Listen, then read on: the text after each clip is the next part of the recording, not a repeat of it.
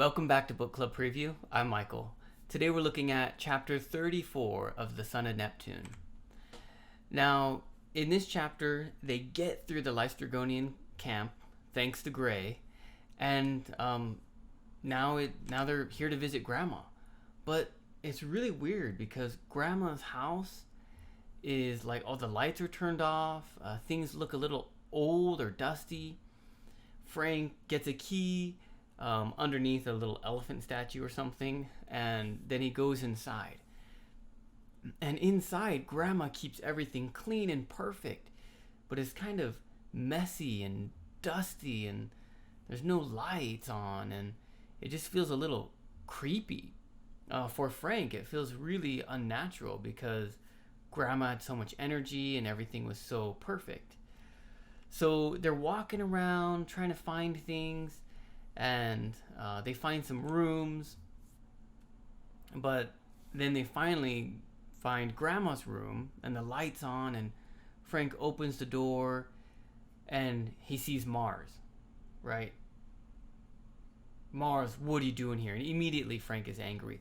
Grandma's on the bed and she looks like she's about ready to die. Hazel and Percy can't see Mars, but Frank is like, you can't see him? And they're like, what are you talking about, Frank? Are you okay? Mars says, hey, Frank, let's just talk together for a little bit. So Frank asks Percy and Hazel to go to bed in like just some side bedrooms, and he's just going to hang out with his grandma for a little bit. Then Mars starts to really talk to Frank, and there's a lot that happens here. We learn about Frank's mom, his grandma, his past, some history. And Mars is actually really trying to encourage Frank. And he says, Gaia fears you more than the other heroes in the prophecy. Remember the prophecy of 7? Well, Gaia fears Frank more than all of those. And she's afraid Frank will be one of those 7. Frank doesn't understand why, because he feels like he's like the worst person on the team and he's just a mistake. But Mars says like, no, you're really strong. You're actually stronger than Percy. What? And Jason. What? Frank doesn't feel like that, and he certainly hasn't been acting like it that much. But Mars tells him like it has to do with your past. And so Frank and Mars start talking a little bit about his gift. And Frank kind of looks back at the past and tries to piece things together. They still don't tell us what his gift is. The greatest hint is he was the strongest dragon, and that's why he fought many dragons. But we don't know. Is Frank a dragon? What is that all about?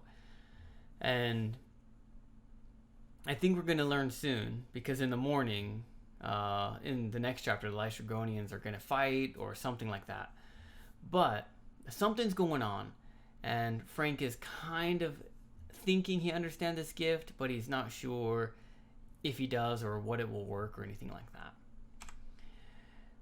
Mars says, hey, look, I got to go. Your grandma's going to die soon, so make sure you listen to her in the morning, because after that, she's probably going to pass on. And Frank is like really angry. No, my grandma's not going to die. And Mars is like, hey, just let her die. Like, that's not a bad thing. I envy you guys for dying. Like, being an immortal, that's tough. But she gets to die, so let her do it. And then Mars kind of disappears. And then Frank goes to... Oh, no. Mars touches Frank and says, sleep. And Frank goes, ew. And falls asleep. And that's kind of how the chapter ends. Oh, fatal flaw.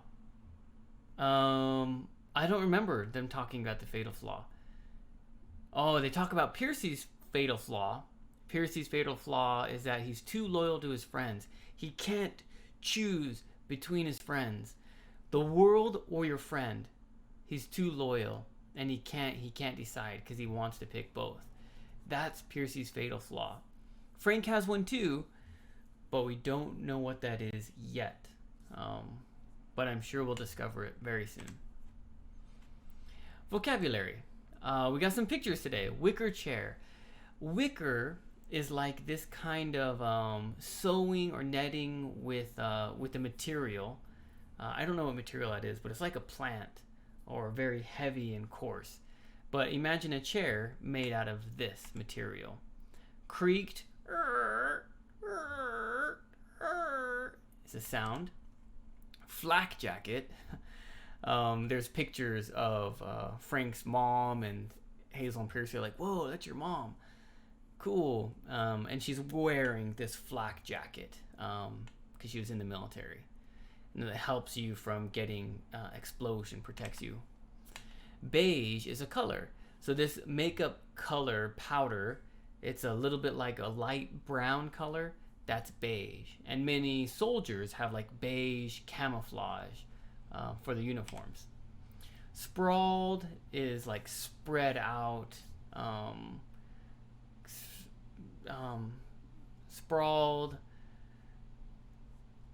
Yeah, it's like many places. So like someone can lay down and sprawl out. So their arms going one way, their legs are going another. Maybe you fall down and you're sprawled out everywhere. Or maybe your desk in your bedroom or your dad's office has things sprawled out all around it. And I can't exactly remember what it was used for in the story.